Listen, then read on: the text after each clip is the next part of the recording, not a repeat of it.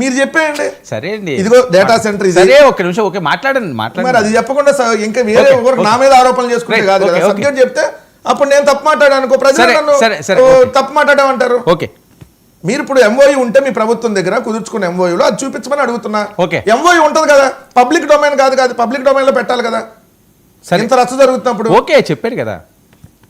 మీరు ఫైర్ వేసే అవకాశం నేను ఇవ్వను సార్. సరే సరే ఓకే, మాట్లాడండి ఫాస్ట్గా.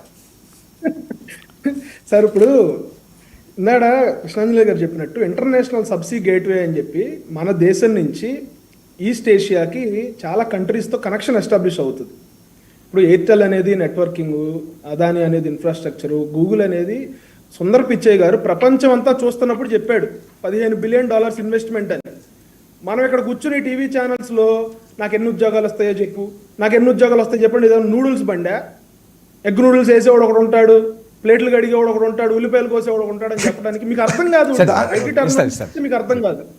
మీకు అర్థం కాదు. ఇప్పుడు సాక్షాత్తు దేశ ప్రధాని నరేంద్ర మోదీ గారు చెప్తుంటే మీరు జగన్మోహన్ రెడ్డి గారితో స్టేట్మెంట్ ఇప్పించండి. మోడీ గారు చెప్పండి, ప్రధానమంత్రి మోడీ మీరు చెప్పండి. నేను అడిగిన దానికి నాకు అర్థం కాదు. మీరు క్లాస్ టాక్ వద్దు, కూర్చుంటా 8 మినిట్స్ దాకా వెళ్ళిపోతా. మాట్లాడుతున్నప్పుడు వాళ్ళిద్దరూ మాట్లాడలేదు కదా. అరే ఉద్యోగాలు ఎట్ట వస్తాయో ఇప్పుడు చెబుతారా? ఇదే న్యూడిల్స్ బండా లేదంటే ఫ్రైడ్ రైస్ వేసేవాడా? నేను అడుగుతున్నా అడిగారు కదా. ఒక నిమిషం, ఉద్యోగాలు అంటే ఎలా వస్తాయండి? ఆల్రెడీ చెప్పారు ఆయన కృష్ణాంజలి గారు. ఒప్పందాలు ఉండవని చెప్పారంటారు మీరు కూడా. సరే ఇప్పుడు ఈ రోజుకి అవ్వదు కదండి, ఇప్పుడు స్టార్ట్ అయ్యింది కదా, చూద్దాం. చాలా ఎన్ని వేల కోట్లు పెట్టుబడి పెడుతున్నారు, ఏ ఉద్యోగాలు వస్తున్నాయి, ఎప్పటికి ఇస్తారనేది అది ఉంటది MoU. Company that is the procedure. Kiran respond. చెప్తుంటే కదా మీరు ఆపారు. సరే సరే ఇచ్చేయండి, వర్మ గారికి వేస్తారు డిస్ప్లేలో. నేను చెప్తా విను. వర్మ గారు డిస్ప్లే వేసాను నేను చెప్తాను, నాకు తెలుసు. సరే ఓకే, నీకు తెలుసు మాకు తెలియదు అంటున్నావు కదా, అందుకని నువ్వు డిస్ప్లే నిరూపించు. నిరూపించాలి మేము కాదు. అధికారంలో ఉండాలి, కిరణ్ రెస్పాండ్. ఆన్సర్ చెప్పాలి. జగన్మోహన్ రెడ్డి అనుకో, ఓకే అడిగింది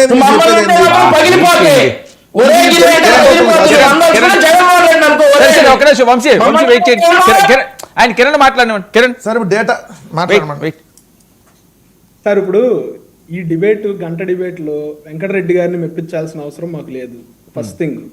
సెకండ్ థింగ్ ఏంటంటే సుందర్ పిచ్చయ్య గారు $15 బిలియన్ ఇన్వెస్ట్మెంట్ మేము ఇండియాలో పెడతా ఉన్నామని చెప్పి ఆయన చెప్పిన తర్వాత నాకు ఎంఓయూ ఉంటే చూపించు, ఎన్ని ఉద్యోగాలు వస్తాయో చెప్పు అంటే, ఇప్పుడు నేను ఎంత చెప్పినా, నేను కానీ కృష్ణాంజలి గారు కానీ వంశీ గారు కానీ మీరు కానీ ఎంత చెప్పినా కూడా అతను అడిగే క్వశ్చన్ ఒకటే, నాకు డాక్యుమెంట్ చూపించు, నాకు కాగితం చూపించు అని. అతన్ని కన్విన్స్ చేయాల్సినంత అవసరం మాకు లేదు. ఖచ్చితంగా వైజాగ్లో data centre, Google AI data centre ఏదైతే వస్తూ ఉందో 130,000 కోట్ల రూపాయల పెట్టుబడి ఐటీ టెక్నాలజీలో దే సే ఆన్ ఇన్వెస్ట్మెంట్ చేస్తున్నామని చెప్తారు.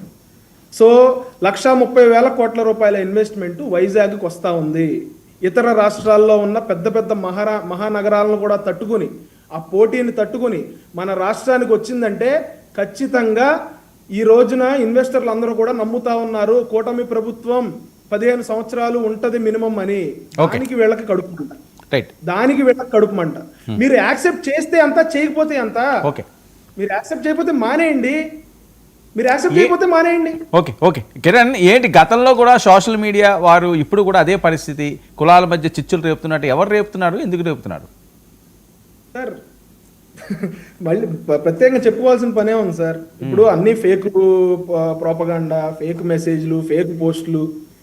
ఇప్పుడు అవన్నీ గత 5 సంవత్సరాల్లో వైఎస్ఆర్సీపీ అధికారంలో ఉన్నప్పుడు మనం చూసాం కదా. సో ఈ రోజున వైఎస్ఆర్సీపీ అధికారంలో ఉందా, కూటమి ప్రభుత్వం అధికారంలో ఉందా అనేది కాదు, కానీ మనం ఒక స్టాండర్డ్ ప్రొసీజరు, కొన్ని strict guidelines, strict rules and రెగ్యులేషన్స్ని ఫ్రేమ్ చేయాల్సిన అవసరం ఉంది. ఈ రోజున వైఎస్ఆర్సీపీ వాళ్ళు తప్పు చేసినా, కూటమి పార్టీల తరపు నుంచి ఉన్న వాళ్ళు తప్పు చేసినా, ఎవరు తప్పు చేసినా ఆ తప్పు అనేది చేయకుండా ప్రతి ఒక్కరికి ఒకే శిక్ష పడే విధంగా కొన్ని రూల్స్ ఫ్రేమ్ చేసుకోవాల్సిన అవసరం ఉంది.